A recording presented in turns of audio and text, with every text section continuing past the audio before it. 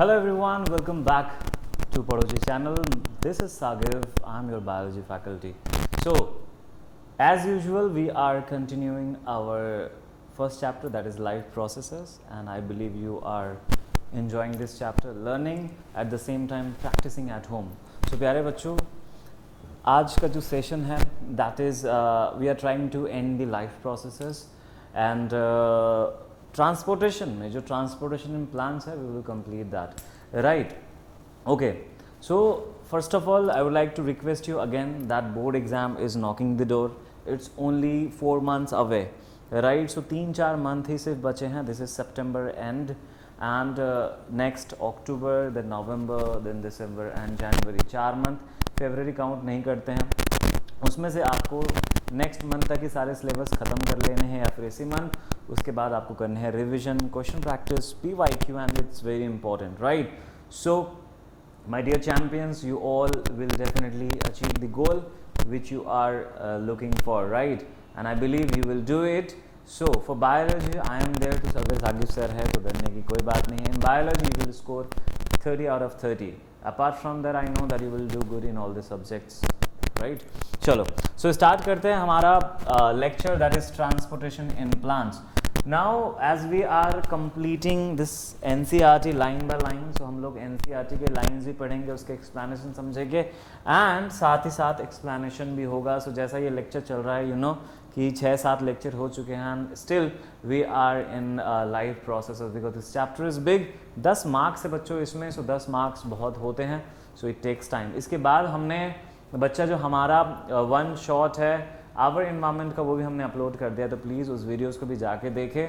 That is going to help you in our environment right. इसके बाद हम लोग स्टार्ट करने वाले हैं control and coordination and then we will start how do organism reproduce and heredity. So जो भी चैप्टर्स है बच्चा उसे हमें करना ज़रूरी है. So let's start. Okay, so if you talk about transportation in plant, see जैसे कि हम लोगों ने एनिमल्स के बारे में बात की कि जो ट्रांसपोर्टेशन है that is very very very important because it is one of the most important life processes right. Without transportation you won't be able to survive. Why?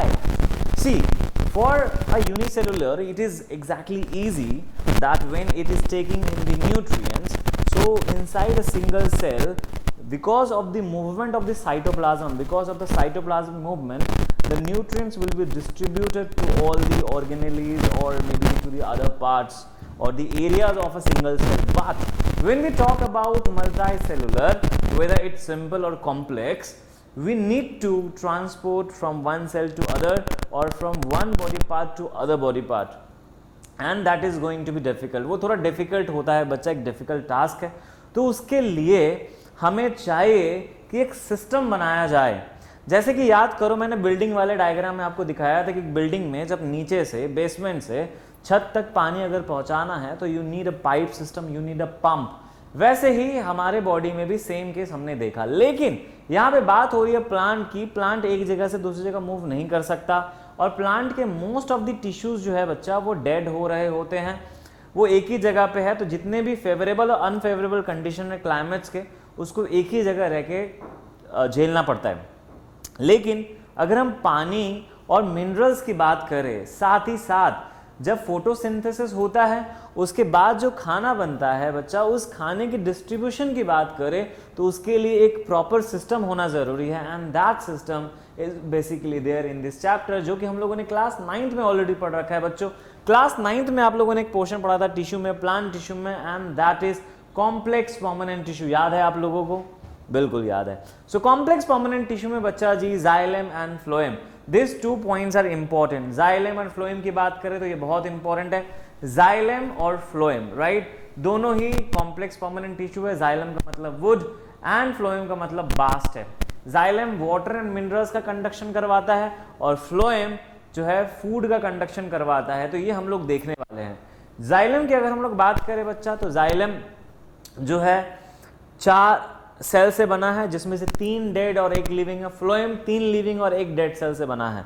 दोनों का काम ही कंडक्शन है. कैसे, क्या आज हम लोग देख लेते. तो before that we will read the NCERT line by line and then I will come and help you out with the explanation too. So we have discussed earlier, right? So we have discussed earlier how plants take in simple compounds such as CO2. तो हम लोगों ने already देख लिया, पहले chapter में ही देखा था. And photosynthesis, energy stored in the chlorophyll containing organs, right? तो भैया जो क्लोरोफिल है हमें पता है ना, क्लोरोप्लास्ट के अंदर, थाइलाकॉइड्स के अंदर प्रेजेंट थे. तो यहाँ पर वो कहाँ पे, ग्रीन पार्ट जैसे कि लीव्स में. The other kinds of raw materials needed for building plant bodies which also have to be taken up separately. और बाकी रॉ मटेरियल्स भी जो है उसको भी सेपरेटली बच्चा लिया जाएगा. For plants the soil is the nearest and richest source of raw materials like nitrogen, phosphorus and other minerals. बच्चा अगर हम प्लांट्स की बात करें, अगर प्लांट्स का नियरेस्ट अगर कोई है जहां पर से उसे वाटर, मिनरल्स, नाइट्रोजन मिल जाता है, दैट इज सॉइल, राइट. तो वो रूट्स के थ्रू बच्चा ये कर लेता है.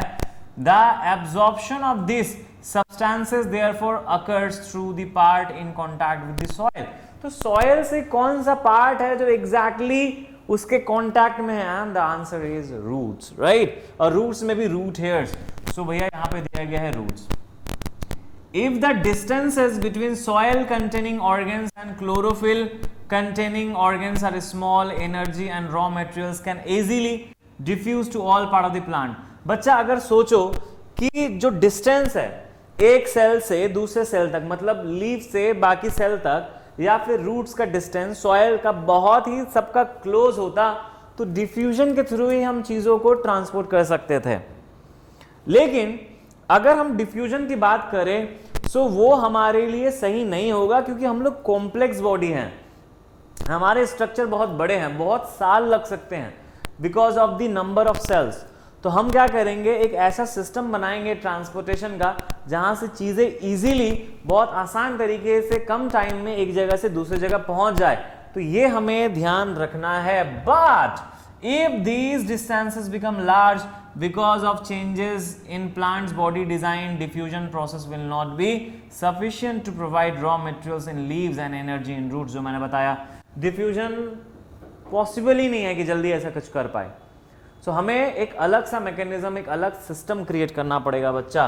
So a proper system of transportation is therefore essential in such situation, right? So energy needs differ between different body design. तो बच्चा जो एनर्जी का जो नीड है वो अलग अलग बॉडी डिजाइन पे डिपेंड कर रहा होता है. अगर छोटे प्लांट्स की बात करें तो उनका जो एनर्जी का रिक्वायरमेंट होगा वो कम होगा.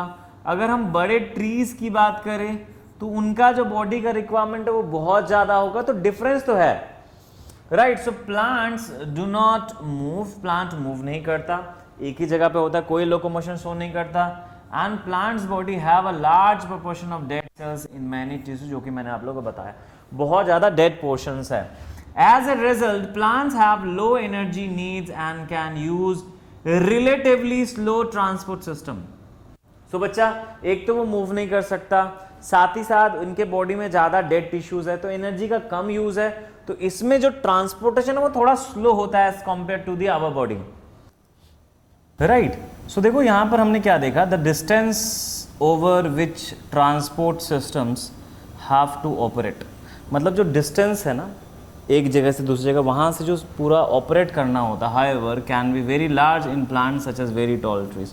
तो बच्चा अगर कोई एक टॉल ट्रीज है, सोचो कि एक टॉल ट्रीज है ना, जैसे कि पाम का ट्री होता है या फिर चिनार होता है, या तो फिर ऐसे बहुत सारे आपको कोनीफेरस ट्रीज आपको नज़र आते हैं जो बहुत टॉल होते हैं. तो ये जो टॉलनेस है इस ट्री का, आपको पता है कि रूट से ले करके ऊपर तक वाटर जाएगा, तो यू नीड अ सिस्टम. और ऊपर से अगर खाना बन करके सक्रोज नीचे तक आएगा, रूट्स तक या बाकी सारे पार्ट्स तक, तो बच्चों तो भी एक बहुत इंपॉर्टेंट सिस्टम चाहिए होगा, that is transportation system plants. बच्चा देखो, plant transport system will move energy store from leaves and raw materials from roots. जो प्लांट ट्रांसपोर्ट सिस्टम है वो क्या करेगा, जो भी स्टोर्ड एनर्जी है लीव से और जो रॉ मटेरियल से रूट से, उसको मूवमेंट कराएगा. तो एक पौधे में रूट से लेकर के लीफ तक और लीफ से लेकर के सारे पार्ट्स तक मूवमेंट होता है चीज़ों का. These two pathways are constructed as independently organized conducting tubes. और बच्चा ये जो दो पाथवे है ये दोनों इंडिपेंडेंटली कंस्ट्रक्टेड ट्यूब्स है, जाइलम एंड फ्लोएम हम लोग आगे पढ़ने वाले हैं। One, the xylem moves water and minerals obtained from the soil, and the other phloem transport products of photosynthesis from the leaves where they are synthesized to other part of the plant. We have studied the structure of these tissues in detail in class 9. तो class 9 में बच्चा जी इनका details हम लोग पढ़ चुके हैं। So class 9 का आप लेक्चर देखोगे आपको पता चल जाएगा जाइलम एंड फ्लोएम किस तरीके से काम करता है। Those are the complex permanent tissue made up of different type of cells, तो हम लोग अभी देखेंगे। I will help you with that. तो बच्चा ट्रांसपोर्टेशन ऑफ वाटर और ट्रांसपोर्टेशन ऑफ फूड कैसे होता है यहाँ पर, राइट, ट्रांसपोर्टेशन ऑफ फूड कैसे होता है ये हम लोग थोड़ा देख लेते हैं।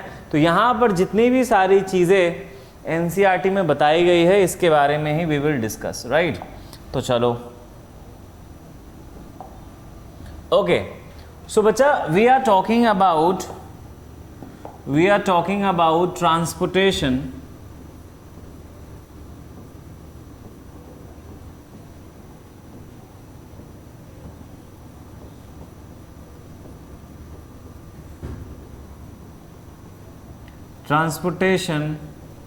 इन प्लांट्स,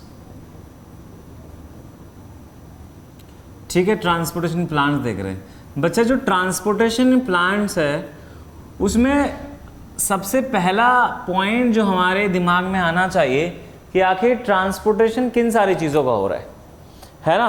सो बच्चा ट्रांसपोर्टेशन हो रहा है बच्चा पानी का, मिनरल्स का, ट्रांसपोर्टेशन हो रहा है फूड का, राइट, ट्रांसपोर्टेशन हो रहा है हॉर्मोन्स का, ट्रांसपोर्टेशन हो रहा है गैसेस का एक जगह से दूसरे जगह। तो यहां पर सबसे पहला हम लोग पॉइंट लिखेंगे कंडक्शन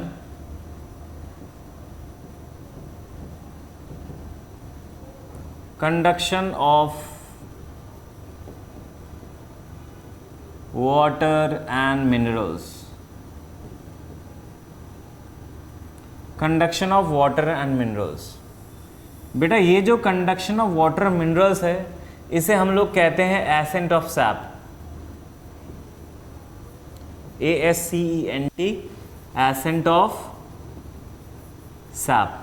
बच्चा ये जो एसेंट ऑफ सैप है ये जाइलम टिश्यू करता है ना, ये जाइलम कर रहा होता है और जाइलम को ही हम लोग कहते हैं वुड पार्ट, ठीक है। कैसे करता है हम लोग देखेंगे। दूसरा क्या हो रहा है बच्चा, conduction of food.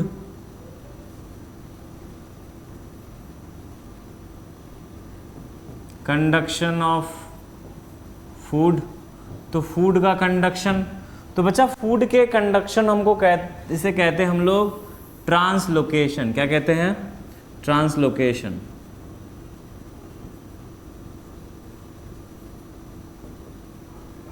Translocation, right. सो बच्चा जी ट्रांसलोकेशन जो है उसे कौन करके देता है, फ्लोएम।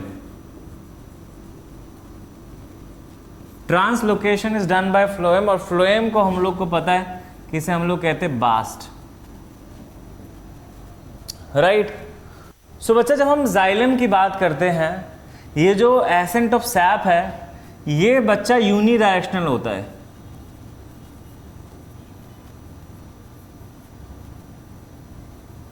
ये बच्चा यूनिडायरेक्शनल होता है, ठीक है। और जो ट्रांसलोकेशन है, ट्रांसलोकेशन बच्चा जी होता है बाई डायरेक्शनल।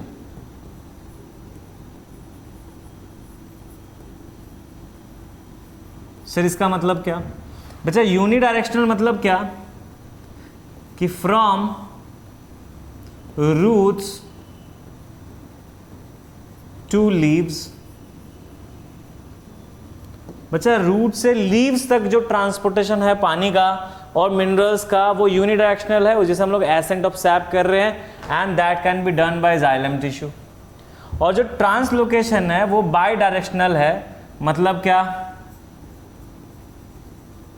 फ्रॉम लीव्स और from leaf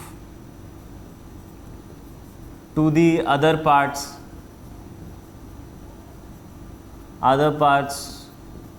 of the plant, ठीक है। ओके, आगे हम लोग इसमें देखते हैं transportation of water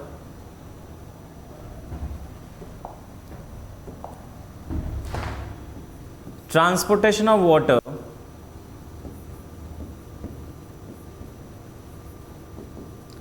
transportation of water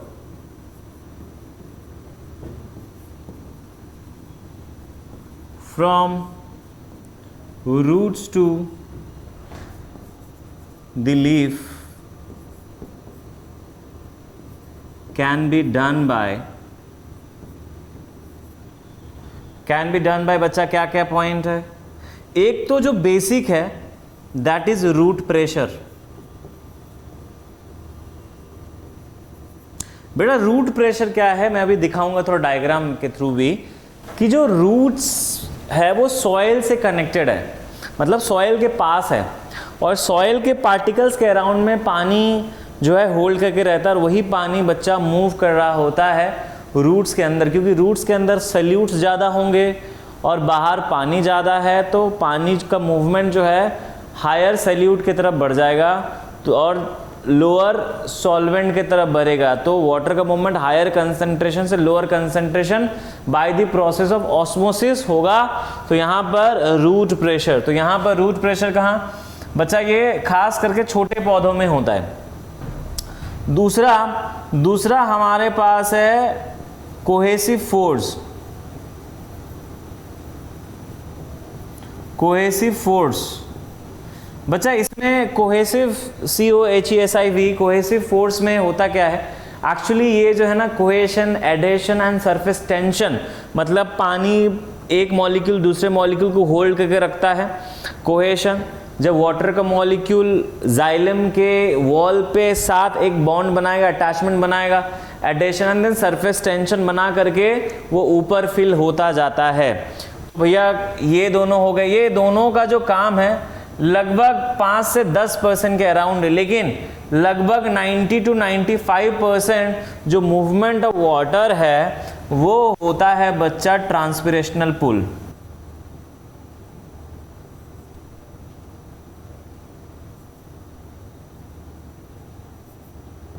ठीक है, ट्रांसपिरेशनल पुल बच्चा, ये जो ट्रांसपिरेशनल पुल है ये मोस्ट इंपॉर्टेंट मैकेनिज्म है जिसके वजह से बच्चा पानी का जो मूवमेंट है वो होता है। तो अगर आपसे पूछ ले सवाल कि भैया ये जो मूवमेंट है वो किसके वजह से होता है, तो आप बताओगे reason root pressure, cohesive force और ट्रांसपिरेशनल पुल। तो cohesion, adhesion and surface tension, ये 3 चीजें बच्चा जी काम कर रही है, तो आपको ये 3 पॉइंट याद रखना है। इसके अलावा किस तरीके से काम हो रहा है वो भी हम देखेंगे। तो जाइलम के जो वेजल्स होते हैं ना वो एक कंटिन्यूअस सिस्टम बनाते हैं। ठीक है, कंटिन्यूअस सिस्टम बनाते हैं, जो एक सिस्टम बनता है और पानी का मूवमेंट बच्चा चला जाता है, और मॉलिक्यूल्स है वो एक दूसरे के साथ इस तरीके से एक चेन बनाते हैं। सो बच्चा सोचो कि ये दरवाज़ा है और यहाँ से एंट्रेंस हो रही है और एक दूसरे को होल्ड करके रखा है, तो जैसे ये पानी बच्चा बाहर निकलेगा वैसे इसका जगह खाली हो जाएगा, तो एक सक्शन क्रिएट होगा और यहाँ पर वो जो ये पहले वाला मॉलिक्यूल है उसका जगह ले लेगा और पीछे से एक मॉलिक्यूल एंट्री ले लेगा। तो ये प्रोसेस कंटिन्यू चला जाता है लंबे पौधे में, ट्रीज में। ये प्रोसेस जो है transpirational pull, one of the most important process in order to conduct the water and minerals. ठीक है, पानी में वाटर मिनरल्स घुला हुआ रहता है, सो वो पैसिव ट्रांसपोर्ट करके जाता है, लेकिन कुछ मिनरल्स है जो एक्टिव ट्रांसपोर्ट करके भी जाते हैं, क्योंकि मिनरल्स का जो कंसंट्रेशन है बच्चों वो ऑलरेडी रूट्स में ज़्यादा है, सॉइल में कम है। सो लोअर कंसंट्रेशन से हायर कंसंट्रेशन जाने के लिए ATP का यूज़ करना पड़ता है रूट के अराउंड, तो वहाँ पर एनर्जी लगाना पड़ता है जिसे हम लोग एक्टिव ट्रांसपोर्ट कहते हैं बच्चों जी। तो उसके लिए एक स्पेसिफिक पाथवे होता है जहाँ से वो जाते हैं, एक चैनल होता है जिसके थ्रू वो जाते हैं। तो खैर आपको सीनियर क्लासेस में ये पढ़ना है, फिलहाल आप तो ये देख लो। ठीक है, तो जाइलम इन्वॉल्व है यहाँ पर, और पानी जाने के लिए बच्चा रूट प्रेशर में खास करके यहाँ पर ऑस्मोसिस के थ्रू पानी जो है मूव करेगा। कोहेसिव फोर्स में यहाँ पर cohesion, adhesion and surface tension. Transpirational pull तो हमें पता है कि भैया यहाँ पर लॉस ऑफ वाटर हो रहा है, loss of water from the surface of the leaf from stomata, तो पानी बाहर जाता है जिसके वजह से ये होता है सारा का सारा मूवमेंट। बच्चा कंडक्शन ऑफ फूड जिसे हम लोग ट्रांसलोकेशन कह रहे हैं, जो कि बाई डायरेक्शनल है, वो लीव से other parts of the plant में जाता है। और यहाँ पर बच्चा क्या इंपॉर्टेंट है, तो यहाँ पर हमें याद रखना है ऑस्मोटिक प्रेशर। बच्चा ऑस्मोटिक प्रेशर मतलब बाहर का कुछ अलग सा प्रेशर नहीं, अंदर ही प्रेशर जिसकी वजह से मूवमेंट हो जा रही है कंसंट्रेशन के वजह से, तो वो एक जगह से दूसरी जगह मूव कर जाते हैं। इसमें भी हम लोग देखेंगे कि कॉम्पेनियन सेल और फिर हमारे पास सीव एलिमेंट्स है। तो सीव एलिमेंट्स में जो है कि बच्चा एक सीव एलिमेंट्स और एक सीव ट्यूब दूसरे के साथ कनेक्टेड होता है, जिससे जो मूवमेंट है बच्चा जी वो प्रॉपर हो पाती है। और सीव एलिमेंट के साथ हमें पता है कि कॉम्पेनियन सेल होते हैं, और कॉम्पेनियन सेल के पास जो सेल बना रहा है खाना, दैट इज़ पैरेनकाइमेटिक सेल, वो खाना जो है इसी कॉम्पेनियन सेल को देता है एक्टिव ट्रांसपोर्ट करके। कॉम्पेनियन सेल सीव एलिमेंट्स को देता है, सीव एलिमेंट्स खाना लेके जाता है। मान के चलो जिसे भी देना है खाना, फ्रूट को या किसी को, उससे पहले भी एक कॉम्पेनियन सेल होता है। So this is see companion cell, और ये टारगेटेड। तो बच्चा कॉम्पेनियन सेल इंपॉर्टेंट, इसके बारे में सेपरेटली बताऊंगा। तो यहाँ पर ऑस्मोटिक प्रेशर, ठीक है, ऑस्मोटिक प्रेशर की वजह से खाना मूव करता है, और यहाँ पर जो है ऑस्मोसिस की वजह से रूट प्रेशर क्रिएट होता है, और यहाँ पर कोहेसिव फोर्स और ट्रांसपिरेशनल पुल। तो ये दोनों चीज़ें हैं जिसके वजह से हमारा खाना मूव होता है। मैं थोड़ी सी बात हम लोग कर लेते हैं जाइलम और फ्लोएम के बारे में। ओके, इसको आगे बढ़ने से पहले एक बात मैं आपको फिर से बताना चाहता हूँ कि आई नो कि जब हम बायो पढ़ते हैं तो क्योंकि यहाँ पर डिटेल एक्सप्लेनेशन है, तो कभी कभी चीज़ें बहुत सीरियसली समझनी होती है। हर time we can not make everything different. मैं आपकी बात कर रहा हूँ, तो आपको भी चीज़ों को याद करना है। बच्चा देखो, अगर आप इन फ्यूचर डॉक्टर बनोगे, इंजीनियर बनोगे, तो आपको चीज़ें याद रखनी, खास करके अगर आप एक डॉक्टर हो तो यू नो दैट अगर एक पेशेंट आ रहा है, you need to prescribe some medicines, right, and you need to remember the names of the medicines. तो अगर हमारे अंदर पहले से ही याद करने की जो एबिलिटी है वो ज़्यादा नहीं है, तो बच्चा कहीं ना कहीं इन फ्यूचर भी हमें प्रॉब्लम आने वाला है। क्योंकि समझ के हम चीज़ों को डेफिनेटली एग्जीक्यूट तो कर सकते हैं, but in order to write in a very proper manner you need to memorize too. जैसे आपको बोला जाए कि भैया 200 लोग हैं, उनका नाम एक बार देख लो, और अगले दिन तुम नाम किसी का समझ के जान तो सकते हो, लेकिन इतने सारे लोगों का नाम समझ के तो नहीं लिख सकते हो। You need to memorize that. तो ये बहुत ज़रूरी है, राइट। तो अगर डॉक्टर बनना है तो बच्चा याद करना शुरू कर दो। समझना बहुत ज़रूरी है हमारे बॉडी को, हमारे बॉडी के सेल्स किस तरीके से काम कर रहे हैं, हर एक चीज़ को, सिम्टम्स क्या है, सब कुछ समझना है। लेकिन एट द सेम टाइम उसको कैसे ट्रीट करना है, कौन से मेडिसिन चाहिए, क्या क्या चीज़ें हैं, ये सब याद करना होता है। तो 50 to 60% you to memorize, and बाकी सारे पोर्शन आपको समझना है। तो समझ के हम एक्साइटेड तो हो जाते हैं कि हमें समझ में आ गया, लेकिन जब एग्जीक्यूशन की बात आती है तो जो बायोलॉजिकल टर्म्स है और जो चीज़ें हैं वो हम भूल जाते हैं, और कहीं ना कहीं हमारे मार्क्स कम आ जाते हैं, हम डिसअपॉइंट हो जाते हैं। तो बच्चा डिसअपॉइंट नहीं होना है। आपके टीचर जो आपको सजेस्ट कर रहे हैं, याद करना बहुत इंपॉर्टेंट है। दिस इज़ सुनने में थोड़ा अजीब लगता है कि सर याद करने बोल रहे, लेकिन बच्चा याद करना ज़रूरी है। आप समझो इस बात को, और हर एक सब्जेक्ट में याद करना ज़रूरी है। समझना प्रायोरिटी है आपकी, क्योंकि बिना समझे अगर आप रट्टा लगा रहे हो या समझ रहे हो, आप उसको पढ़ रहे हो तो गलत है। लेकिन अगर आप किसी चीज़ को समझ चुके हो तो आपके लिए याद करना आसान है, क्योंकि जैसे वो टर्म आपके सामने आएगा, आपके सामने पूरा हिस्ट्री और एक विजुअलाइजेशन आप कर सकते हो उसके लिए, इसीलिए हम समझते हैं। लेकिन याद करना इसलिए ज़रूरी है ताकि हम सटीक तरीके से सही पॉइंट एकदम लिख पाएँ। सो बच्चों, NCERT पढ़ो, लेक्चर्स देखो, लेकिन याद भी करो, एक माइंड मैप बनाओ। मैं आपको दिखाऊंगा, या फिर इंटरनेट पे ऐसे बहुत सारे वीडियोस अवेलेबल है जो आपको बता रहे हैं, और वो सारे पॉजिटिव वीडियोस है, ट्रस्ट में।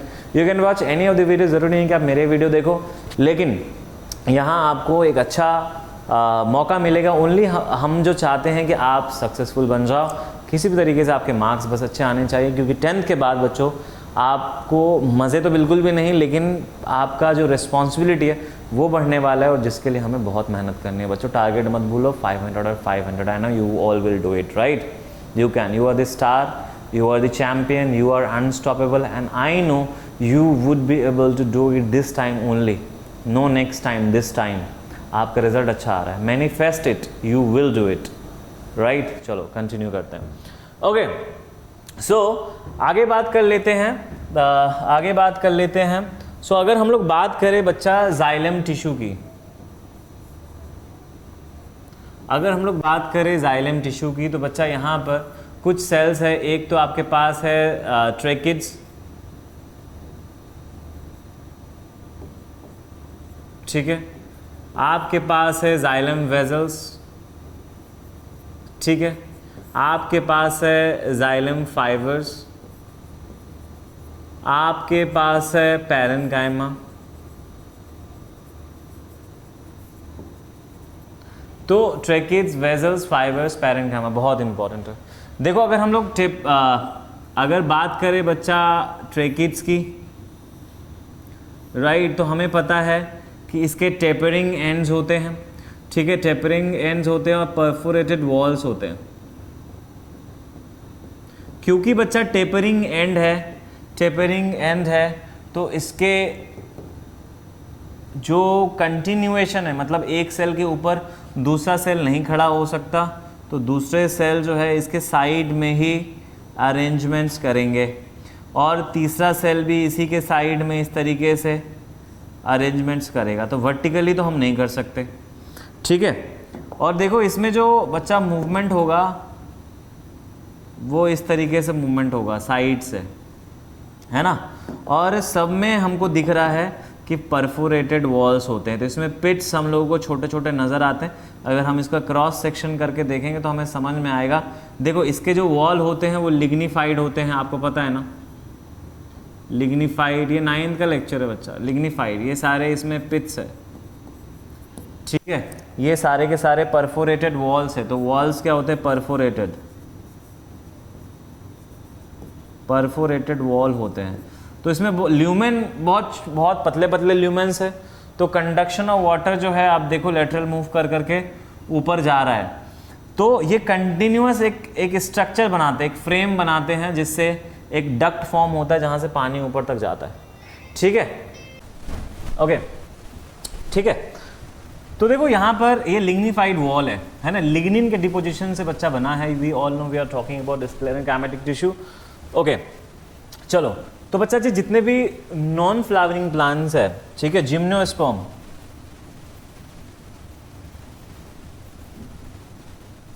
उसमें हम लोगों को बच्चा ये जो ट्रेकीज है हमको नजर आएंगे, राइट।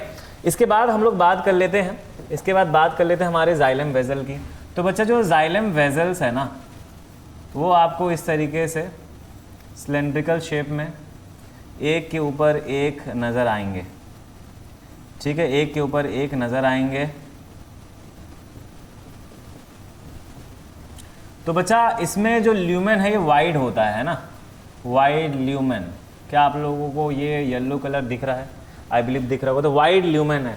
तो देखो एक पाइप सिस्टम बना ले रहा है, एक जाइलम वेजल के ऊपर दूसरा जाइलम वेजल, तीसरा, आसान तरीके से इसलिए वर्टिकली अरेंज हो पा रहे हैं क्योंकि बच्चा ये सिलेंड्रिकल शेप में है और प्रॉपर तरीके से एक के ऊपर दूसरे अरेंज हो सकते हैं, राइट। तो इसमें जो पानी का मूवमेंट हो रहा है बच्चा वो डायरेक्ट वर्टिकल हो रहा है, इसमें पानी फिल हो रहा है, ये ऊपर जा सकता है, there is no issue with that, ठीक है। आगे हम लोग बात कर लेते हैं। तो हमारे पास बच्चा जी, हमारे पास तो यहाँ पर देखो ये जो है हमारा, मैं ग्रीन कलर से बना रहा हूँ, दिस इज पैरेन्काइमा। पैरेन्काइमा के पास बच्चा नॉर्मल वैक्यूल होंगे, सेल ऑर्गेनल्स होंगे, क्योंकि ये जो दोनों है ना, ये जो हमारे ट्रेकेज, वेजल्स और फाइबर्स है बच्चा, ये डेड है। इसका रोल बस कंडक्शन का है। इसके वॉल जो है वो बच्चा लिग्निफाइड वॉल्स है, लिग्निन के डिपोजिशन से यहाँ पर कोई भी एक्सचेंज नहीं हो पा रहा है अपार्ट फ्रॉम दिस परफोरेशंस, और यहाँ पर जो ल्यूमेन है उसके अलावा कुछ पास नहीं हो पा रहा। लेकिन ये जो हमने लिखा दिस इज पैरेन्काइमा, पैरेन्काइमा। और बच्चा जी ये पैरेन्काइमा लिविंग है, तो ये हमारा जो पैरेन्काइमा है वो लिविंग है ना, ये लिविंग है। तो ये स्टोरेज करने का काम, खाना बनाने का काम, ये सारा लिविंग सेल्स का यही काम होता है। इसमें, ठीक है, ये हम लोगों को याद रखना है। इस तरीके से हम लोग बनाएंगे, वैक्यूल बना देंगे, चल जाएगा। और इसके बाहर, इसके नेक्स्ट वाले पोर्शन में हम लोग क्या करेंगे कि फाइबर का लेयर बना देंगे। तो फाइबर सा बना दो, है ना। तो बाहर साइड में आपको फाइबर्स उसके बाद दिखेगा जो इसको सपोर्टिव रोल दे रहा है। So these are the fibres, है ना। तो देखो ये हमारा जो है बन गया जाइलम टिश्यू, है ना, जाइलम टिश्यू। देखो वस्कुलर बंडल का हिस्सा है, इसका मतलब जाइलम फ्लोएम एक जगह पे रहता है। तो यहाँ पर देखो मूवमेंट किस तरीके से हो रहा है बच्चों, ध्यान थोड़ा समझो। तो पानी आया हमारे जाइलम वेजल में, वो इस तरीके से साइड कंडक्शन करके चला गया पैरेन्काइमा में भी, और यहाँ से फिर हमारे ट्रेकिड्स में भी, और ट्रेकिड्स में जा करके इस तरीके से एक से दूसरे ट्रेकिड्स में जा करके पहुँचता है। अगर नॉन फ्लावरिंग प्लांट्स है बच्चा, तो उसमें हमको नज़र आएगा कि भैया सिर्फ और सिर्फ ट्रेकिड्स काम कर रहे हैं, ठीक है। लेकिन अगर फ्लावरिंग प्लांट्स है, एंजियोस्पर्म है,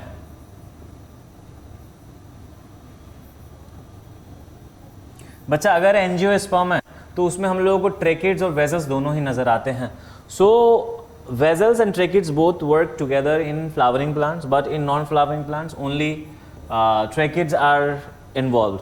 so this is the structure. तो कंडक्शन कैसे हो रहा है सर, तो अभी एक सिंपल सा एक डायग्राम बना रहा हूँ, वहाँ से आपको चीज़ें समझ में आएगी। तो देखो यहाँ पर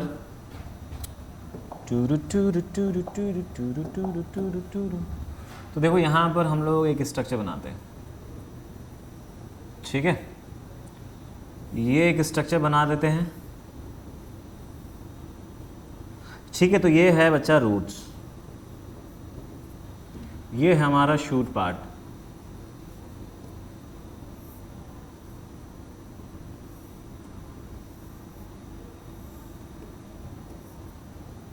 ठीक है। ये क्या है, ये हमारा लीफ,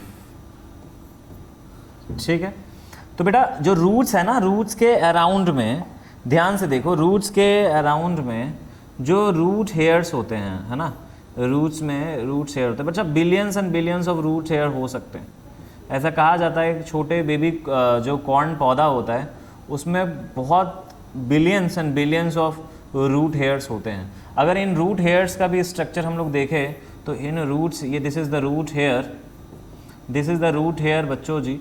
और रूट हेयर्स में इस तरीके से हम लोगों को छोटे छोटे पोर्स नज़र आएंगे, ठीक है, रूट पोर्स नज़र आएंगे। और ये रूट हेयर का काम होता है कि ये सॉइल के अंदर पेनिट्रेट कर जाए, सॉइल के अंदर पेनिट्रेट कर जाए। क्यों? क्योंकि ये जो सॉइल के जो पार्टिकल्स है उनके पास ये जा करके कांटेक्ट बना पाए। मतलब ये जो सॉइल का पार्टिकल है, दिस इज सॉइल पार्टिकल बच्चा। इस सॉइल पार्टिकल के अराउंड में ना क्या होता है, इस तरीके से वाटर का लेयर बन जाता है। So this is water film, ठीक है, वाटर फिल्म एक लेयर बन गया। तो सॉइल के पार्टिकल के अराउंड में वाटर फिल्म, और उसमें में भी डिजॉल्व मिनरल्स होंगे या फिर बाकी सारे मिनरल्स घुले हुए होंगे, है ना। तो यहाँ पर इस तरीके से वाटर का जो पार्टिकल्स है उसके अंदर वाटर के मॉलिक्यूल्स है। तो सॉइल के पार्टिकल्स के अराउंड में वाटर हम लोगों को नज़र आ रहा है। अभी देखो रूट हेयर जो है, ये हमारा जो रूट हेयर है उसके अंदर पानी कम है, सल्यूट ज़्यादा है मान लो, तो मूवमेंट क्या होगा बच्चा, हायर कंसंट्रेशन से हायर से लोअर की तरफ बढ़ेगा। तो हाई सॉइल में पानी है और अंदर पानी कम है, सल्यूट बाहर कम है, अंदर ज़्यादा है, तो पानी का मूवमेंट बाहर से अंदर जाएगा। और यहाँ पर बच्चा जी आपका ऑस्मोसिस काम करेगा, जिससे पानी अंदर फिल हो जाएगा। अभी देखो यहाँ पर क्योंकि क्लास 9th में हम लोगों ने पढ़ रखा है कि कॉर्टेक्स पोर्शन, ठीक है, देन एपिडर्मिस, कॉर्टेक्स, ये सारी चीज़ें हम लोगों को क्लास 9th में ऑलरेडी अच्छे तरीके से पढ़ लेनी है, यहाँ पर पढ़ने की कोई ज़रूरत है नहीं। लेकिन फिर भी हमें समझने के लिए, because we are studying NCERT line by line, तो यहाँ हमें पता है कि सर यहाँ पर रूट से, रूट पोर्स के थ्रू हमारे जो वाटर एंड मिनरल्स से चले जा रहे हैं, या तो फिर स्पेशल मिनरल्स जो है वो एक्टिव ट्रांसपोर्ट करके लो टू हाई कंसंट्रेशन में बच्चा मूव करते हैं, ठीक है। जैसे ये रूट हेयर से ये पानी आया, रूट में कहाँ तक पहुँचा, तो बच्चा ये पहुँचता है एट द एंड हमारे जाइलम वेसल के पास। जैसे ही जाइलम वेसल के पास पहुंचा, तो चलो हम लोगों ने येलो कलर से जाइलम वेसल बनाया था, यहाँ भी बना लेते हैं। तो मान लो बच्चा ये जो है हमारा जाइलम वेसल है, तो ये कंटिन्यूअस स्ट्रक्चर है बच्चा, ये कंटिन्यूअस स्ट्रक्चर है जो कि लीफ के सेल्स तक है ना, लीफ तक ये पहुंच रहा है, जहाँ खाना बनाना है वहाँ तक पहुंच रहा है। तो आप देखो जो पानी का जो मूवमेंट है वो इस तरीके से जा रहा है, जा रहा है, जा रहा है, जा रहा है, जा रहा है, जा रहा है, जा रहा है, जा रहा है, चला जा रहा है। पानी का मूवमेंट कैसा, मतलब सर इस तरीके से कोहेशन करता है, एक मॉलिक्यूल दूसरे मॉलिक्यूल को होल्ड करता है। तो बच्चा ये जो स्ट्रक्चर आप देख रहे हो इस तरीके से कंटिन्यू एक कनेक्शन बना रहे हैं और पूरा एंड तक सेल तक बना रहे हैं। और हमें पता है कि मान लो कि यहाँ पर स्टोमेटा है, तो एक स्टोमेटा बना देते हैं समझने के लिए। तो बच्चा यहाँ पर एक स्टोमेटा बना देते हैं, दिस इज स्टोमेटा, है ना। स्टोमेटा में पानी भरने की वजह से स्टोमेटा ओपन होता है, वी ऑल नो। टर्जिडिटी, फ्लासिडिटी, सूख जा मतलब पानी बाहर निकल के तो बंद हो जाता है। तो दिन के टाइम में जैसे ही सनलाइट आती है, हीट प्रोड्यूस होता है, तो बहुत सारे काम के लिए पानी बाहर आता है और फिर यहाँ से बाहर भी निकलता है। जैसे ही बाहर निकलता है एवापोरेट कर जाता है, तो मूवमेंट जो है बच्चा कंटिन्यूअस रहता है। तो ट्रांसपिरेशनल पुल यहाँ पे काम करता है। तो यहाँ पर ट्रांसपिरेशन काम कर रहा है जिसके वजह से सक्शन क्रिएट होता है और पानी बाहर मूव होता है। तो देखो इस तरीके से बच्चा जो मूवमेंट है पानी का वो सक्सेसफुल हो पाता है। ट्रैकिड्स में मैंने आपको बता दिया, और फिर स्टोर करना है तो पैरेन्काइमा में स्टोर हो जाता है ताकि उसको आगे खाना बनाने में बाकी सारे प्रोसेस में यूज होता है। तो किस तरीके से देखो, root hair is the main reason which is exactly taking in the water, right. चलो, तो ये हमारा यहाँ पर जो पोर्शन है tracheids, vessels, fibres and parenchyma important है। तो यहाँ पर देखो ये जो हमारा पानी का जो मूवमेंट हुआ बेटा, यहाँ पर काम किया रूट प्रेशर। रूट प्रेशर, तो छोटे छोटे पौधे में रूट प्रेशर तो ठीक है थोड़ा दूर तक पहुंच जाएगा, लेकिन बड़ा पौधा है तो दिक्कत हो जाएगा। तो हमने क्या किया, इस तरीके से कंटिन्यूअस एक स्ट्रक्चर बनाया, चेन बनाया। तो यहां पर हम लोग क्या क्या काम कर रहे हैं, कोहेशन, एडहेशन और सरफेस टेंशन।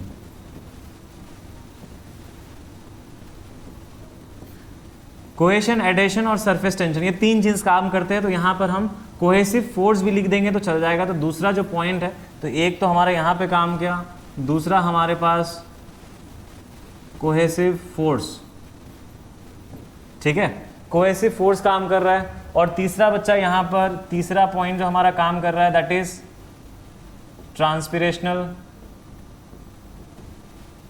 पुल। तो ट्रांसपिरेशनल पुल के वजह से, तीनों चीजों के वजह से, मतलब इसको ऐसे समझो कि वाटर मॉलिक्यूल होल्ड करके एक मॉलिक्यूल बाहर निकलेगा तो पीछे वाले मॉलिक्यूल को खींच लेगा, सक्शन क्रिएट होगा, खींच लेगा, राइट।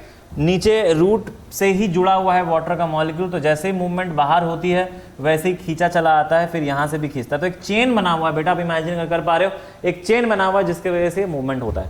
आई बिलीव आपको यह समझ में आया हो, right. This is a very simple explanation, not exact in detail, क्योंकि डिटेल एक्सप्लेनेशन उसके भी lectures definitely you can find. और यहाँ पर हम लोग एक नॉर्मल स्ट्रक्चर है, तो tissue by tissue, cell by cell ये मूवमेंट होता है, ठीक है। एपिडर्मिस में, कॉर्टेक्स में जाता है, फिर आगे इस तरीके से आपके जाइलम वेसल्स तक पहुंचता है और फिर वहाँ से कंडक्शन कंटिन्यू होता है, ठीक है। So this is basically the xylem. चलो आगे बात कर लेते हैं, आगे बात करते हैं बच्चा जी हम लोग फ्लोएम की। Let's talk about the phloem, let's talk about phloem. बच्चा फ्लोएम में बात करें तो यहाँ पर भी चार हमारे पास टिश्यूज हैं, सेल्स है। Number 1 is basically we have companion cell,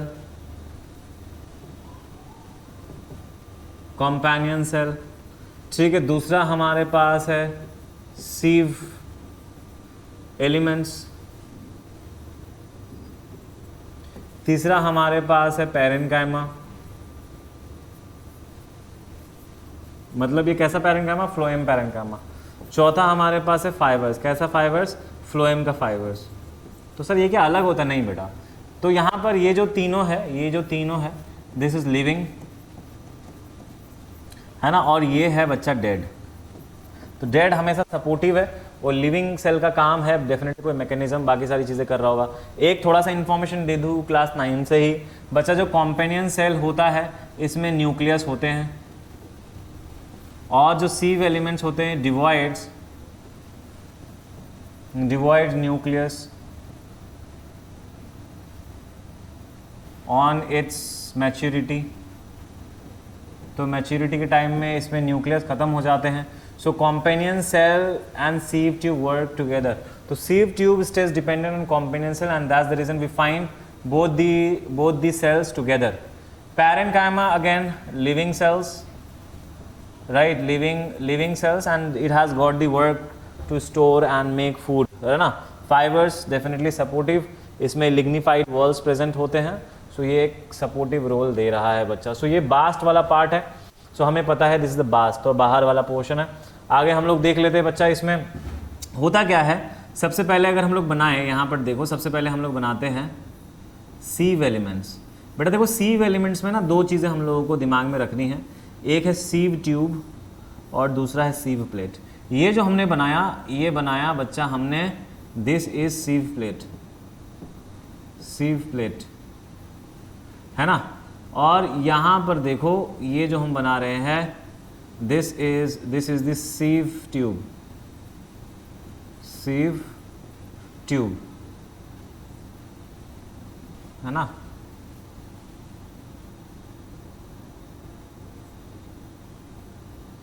इसमें ये परफोरेटेड होते हैं, छोटे छोटे इसमें होल्स आपको नज़र आएंगे, ठीक है, तो छन्नी जैसे काम नज़र आएंगे. तो सीव प्लेट, सीव ट्यूब है ना. बेटा जब भी कोई कुछ भी चीज़ें पास होनी है अगर इससे, तो यहाँ पर आएगा और इससे फिर वो खाना और बाकी सारी जो चीज़ है वो यहाँ पे आएंगे और ऑस्मोटिक प्रेशर के थ्रू ये मूव करते जाएंगे. ध्यान से पहले ये कॉन्सेप्ट समझ लो, बाकी उसके बाद मैं समझा रहा हूँ. तो मूवमेंट जो है फूड का वो इसी से होने वाला है. फूड में डेफिनेटली मिनरल्स भी हम लोग ऐड कर सकते हैं, बता सकते हैं, पानी भी होगा, ऐसा नहीं कि सिर्फ यहाँ पर फूड ही होगा, इस तरीके से जाएगा. तो ये हम लोगों को ये समझ लेना है. तो दिस इज सीव एलिमेंट. सीव एलिमेंट के बाद बच्चा जी एक और स्ट्रक्चर बनाते हैं हम लोग, एक और स्ट्रक्चर बनाते हैं. चलो येलो से बनाते हैं. यहाँ पर इस जगह पे हमको नज़र आएगा बच्चा जी, दिस इज कॉम्पेनियन सेल. बच्चा इसके पास में दोनों साइड में कॉम्पेनियन सेल होते हैं, ठीक है. तो इसके अराउंड में कॉम्पेनियन सेल है, सीव ट्यूब के अराउंड में कॉम्पेनियन सेल है. कॉम्पेनियन सेल के साथ ये इसलिए काम कर रहा है क्योंकि इसके पास खुद का न्यूक्लियस नहीं है, लेकिन ये लिविंग है, तो जिंदा रहने के लिए डेफिनेटली ये सारी चीज़ों की ज़रूरत होती है. तो बच्चा ये जो कॉम्पेनियन सेल है, जब ये फूड को रिसीव कर रहा होता है ना, जब ये फूड को रिसीव कर रहा होता है, तो ये फूड को देता है किसे? सीव ट्यूब को, सीव एलिमेंट्स को देता है. और सीव एलिमेंट्स में जब एक प्रेशर क्रिएट होता है, ऑस्मोटिक प्रेशर, जिसके वजह से ये एक सीव प्लेट से पास होते होते जाता है, जहाँ पर उसको देना है वहाँ पर जाता है, ठीक है. और बच्चा ये जो कॉम्पेनियन सेल ये खाना लेता किससे है? तो बच्चा ये खाना लेता है हमारे पैरेनकाइमेटिक सेल. याद है ना पैरेनकाइमा में आप लोगों ने क्लोरेनकाइमा पढ़ा है, जो कि खाना बनाता है, फोटोसिंथेसिस करता है. तो यहाँ पर फूड वगैरह जमा हो रहे हैं, ठीक है. तो इसमें सक्रोज है. तो ये फूड बच्चा कॉम्पेनियन सेल में जाता है एटीपी का यूज़ करके, मतलब एक्टिव ट्रांसपोर्ट हो रहा है. तो movement of food from the parenchymatic cells to companion cell is done by the active transport, ATP, मतलब एक्टिव ट्रांसपोर्ट हो रहा है. और फिर यहाँ पर एक कंसंट्रेशन ग्रेडियंट के वजह से जो है वो बाकी जगह पे मूव हो रहा है और आगे जा रहा है बच्चों. तो देखो यहाँ पर लीव का सेल है जो कि खाना बना रहा है, उसके बाद कॉम्पेनियन सेल है, कॉम्पेनियन सेल के बाद सीव एलिमेंट. अब इमेजिन करो कि आपको एक खाना चाहिए, ये इस जगह पे, यहाँ पर ये क्या है सर? तो एग्जाम्पल ले लेते हैं कि ये एक फ्रूट है, या तो फिर सर ये रूट है. जहाँ पे भी फूड, क्योंकि पूरे प्लांट में फूड की ज़रूरत होती है, यू नो, बिकॉज रिपेयर करना है, मेरिस्टेमेटिक टिश्यू को ज़रूरत है फूड की, तो बहुत सारे जगहों पे फूड की ज़रूरत है. अब क्या होगा? तो देखो अब यहाँ से फूड कैसे आएगा? बीच में गैप नज़र आ रहा है. तो बच्चा जी यहाँ पर होगा कॉम्पेनियन सेल, तो यहाँ पर भी होंगे हमारे companion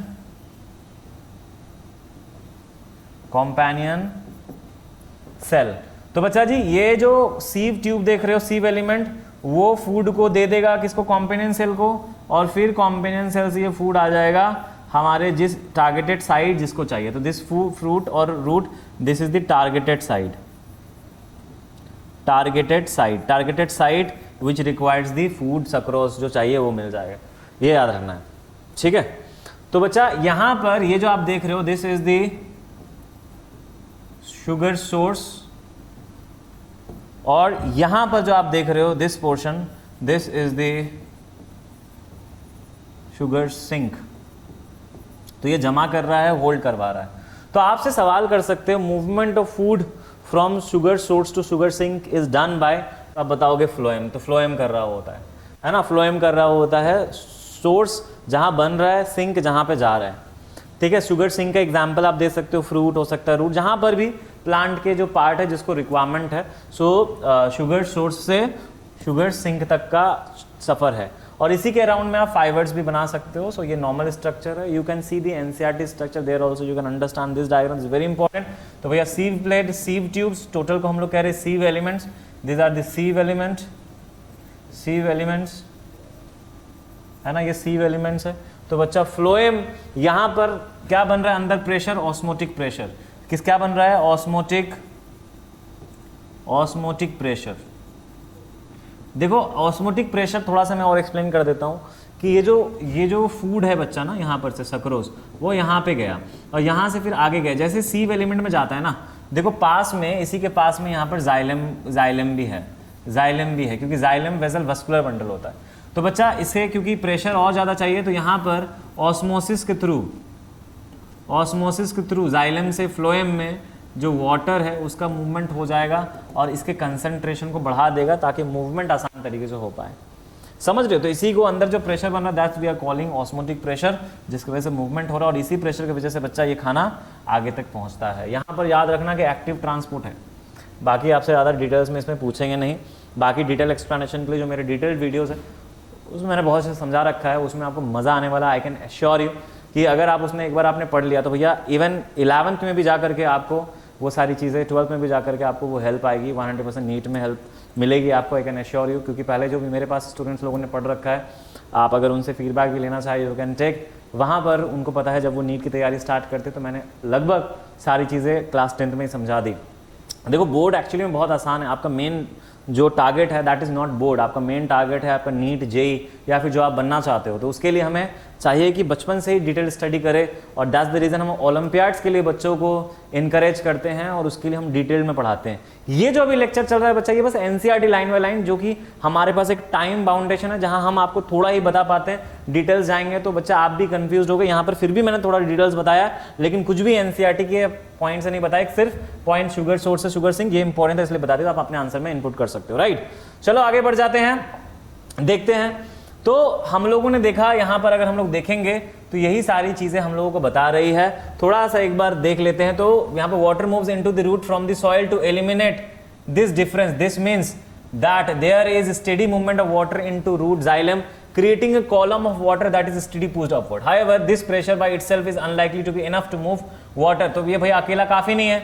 That's commonly seen. The plants use another strategy to move water in the xylem upwards to the highest point of the plant body, and जिसको हम लोग बता चुके हैं। ट्रांसपिरेशनल पूल हो गया सबसे ज़्यादा, लगभग मोर देन 95% उससे होता है। देन हमारे पास हमने बता दिया कोहेसिव फोर्स है। So provided that the plant has an adequate supply of water, the water which is lost through the stomata is replaced by water from the xylem vessels in the leaf. In fact, evaporation of water molecules from the cells of a leaf creates a suction which pulls water from the xylem cells of the root. जो मैंने explanation दी है, आप NCERT से मिला देना, हर एक चीज मिलेगा आपको, ठीक है। From the xylem cells of the root, the loss of water in the form of water vapor from the aerial parts of the plant is known as transpiration. तो बच्चा यहाँ पर transpiration का definition दिया गया है, तो आप देख लेना। Transpiration very important. So thus transpiration help in the absorption and upward movement of water. भैया what is the role of transpiration? Absorption and upward movement of water and minerals dissolve in the form of roots in the leaves. ठीक है, from roots to leaves. It also helps in temperature regulation. और क्या काम है, question आ सकता है। तो भैया टेम्परेचर रेगुलेशन कर रहा होता है, कूलिंग इफेक्ट दे रहा होता है। एक लीफ है, बहुत धूप आ गया, ऊपर वाटर मॉलिक्यूल आए तो हवा चली, तो जिसके वजह से इवापोरेट होगा और ये ठंडा करेगा, राइट। तो कूलिंग इफेक्ट देगा बच्चा, ठीक है। The effect of root pressure in the transport of water is more important in night.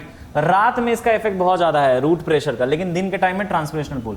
During the day when the stomata are open, the transpirational pool becomes the major driving force in the movement of water in the xylem. तो लगभग बच्चा जी 90 to 95% जो water movement का role है that is done by the transpirational pull. तो transpiration pull is very important, right.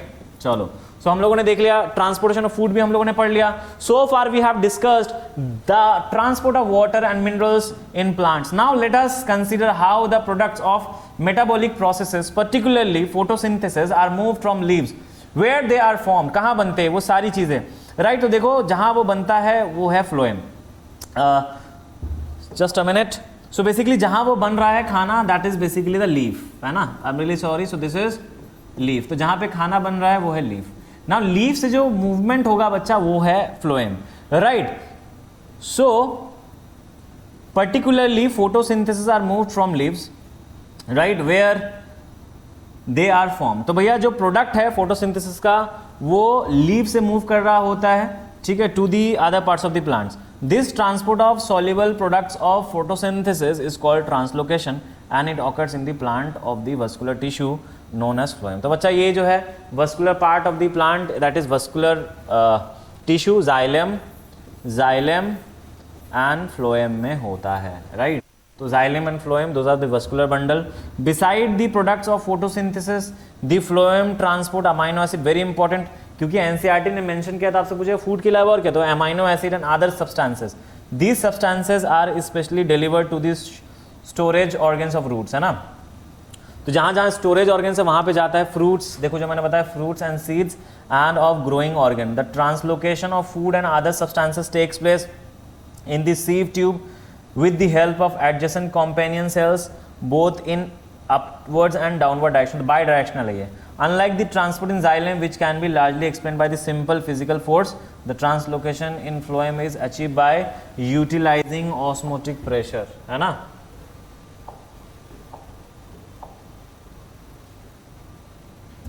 ठीक है, by utilizing ऑस्मोटिक प्रेशर. तो यह ऑस्मोटिक प्रेशर के थ्रू बच्चा जी होता है. चलो आगे देख लेते हैं.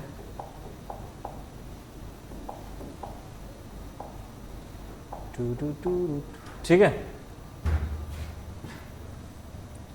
Material like sucrose is transferred into phloem tissue using energy from ATP. This increase the osmotic pressure of the tissue. इससे क्या होता है, ऑस्मोटिक प्रेशर बढ़ जाता है, causing water to move into it, और उसके वजह से पानी अंदर आता है. thus और this pressure moves the material in the phloem to tissue, ठीक है, which have less pressure. this allows the phloem to move material according to the plant's need. for example, in the spring, sugar stored in roots or stem tissue would be transported to the birds which needs energy to grow, right. so this is very simple, मैंने आपको already explain कर दिया है. चलो यहाँ पे question देखते हैं, then we will end this portion. what are the components of transport system in human beings? तो भैया आपको पता है blood vessels and heart, very important. what are the function of this component, मैंने explain किया, आप उसको देख लेना. functions, why it is necessary to separate oxygenated deoxygenated blood in mammals and birds? because mammals and birds, they are multicellular complex organism. They do more of the work. because of that they require energy, oxygen supply, more of oxygen supply, and that's the reason separation of oxygenated and deoxygenated blood is important, right. so because of their body structure and the work they do, because the energy they require, right. what are the components of the transport system in highly organized plant? तो भैया components xylem and phloem है, उसके बारे में आपको बताना है. how are water and minerals transported in plant? तो water and minerals कैसे जाता है, अभी मैंने एक सवाल आपका आंसर कर दिया है. तो water में 3 पॉइंट लिखना, और transport of the plants, minerals की बात करें तो जाइलम के बारे में पूरा आपको बताना. तो यहाँ पर we are only talking about the xylem, जो मैंने आपको explanation. How is food transport in plants? तो भैया ट्रांसलोकेशन का जो पूरा है वो आपको एक्सप्लेनेशन देना है, किस तरीके से फूड बनता है, एक्टिव ट्रांसपोर्ट करके जाता है, ये सारी एक्सप्लेनेशन आपको यहाँ पे देनी है. इसके आंसर्स बेसिकली मैं पीडीएफ में अटैच कर दूंगा, मैंने प्रॉमिस किया है. जैसे ये चैप्टर खत्म होगा, at the end of the lecture we will attach that and you are going to take the help from there. तो now next portion is excretion. So excretion बच्चे जी हम लोग खत्म करने वाले हैं आज ही. सो ये वीडियो डेफिनेटली अगर आज अपलोड हो रहा है तो इसके बाद एक्सक्रीशन लास्ट चैप्टर अपलोड होगा, and that is going to be interesting and last part of the live processes. So प्यारे बच्चों, one thing you need to remember, again I am reminding you that you are the champion, you are unstoppable. I know that you can do good, you will get 500 out of 500 in board. The only thing you need to do is to focus, study consistently, at the same time revise, practice more question. हम लोग बहुत सारे practice question के साथ भी आने वाले हैं, वन शॉट वीडियोस भी आने वाले हैं. बच्चा एक वीडियो ऑलरेडी अपलोड हो चुका है, किसका? तो आवर एनवायरमेंट का. तो जाइए आवर एनवायरमेंट के वीडियोस देखिए, वहां पे आपको बहुत अच्छे तरीके से समझ में आएगा, बहुत अच्छे तरीके से, सिंपल तरीके से मैंने आपको बता रखा है. फिर भी अगर कोई डाउट है, कोई confusion, please do message me in the chat box so that I can help you out with the proper explanation. Please help us by giving feedbacks so that we can improve. Thank you very much. see you in the next class, that is with excretion. This is going to be a very very important portion. At the same time बच्चों एक और exciting चीज़ है कि हम लोग diagram के साथ भी आने वाले हैं, तो आपको मैं दिखाने वाला हूँ कैसे हम लोग डायग्राम्स बना सकते हैं, चाहे वो एलिमेंट्री कनाल हो, चाहे वो हार्ट का हो डायग्राम, या तो फिर वो हमारे एक्सक्रीशन सिस्टम का हो, प्लांट्स का हो, हर एक चीज़ का डायग्राम मैं आपको दिखाने वाला हूँ और आप भी प्रैक्टिस कर सकते हो। हमारे पास टाइम बचा है कम, मेहनत करना है ज़्यादा, so all the very best. तब तक के लिए please do revise. See you in the next class. Thank you, bye bye, and do like, share and subscribe. Peace out.